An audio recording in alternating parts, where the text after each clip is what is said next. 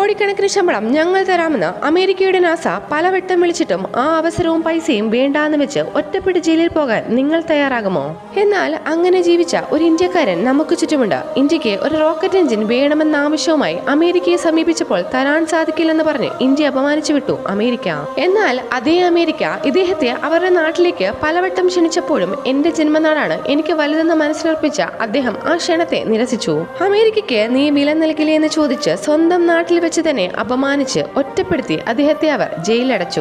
അത്രയും വലിയ അടികളെയും ഒറ്റപ്പെടുത്തലുകളെയും ചൂഷണത്തെയും ചതികളെയും സഹിച്ച ആ മനുഷ്യൻ ചെയ്ത ത്യാഗമാണ് ഇന്ന് ചന്ദ്രയാനിലും മംഗൾയാൻ പര്യവേഷണത്തിലുമെല്ലാം ഒരു പരാജയം പോലും സംഭവിക്കാതെ നമ്മുടെ ഇന്ത്യ മഹാരാജ്യം ബഹിരാകാശത്ത് എത്തപ്പെട്ടത്.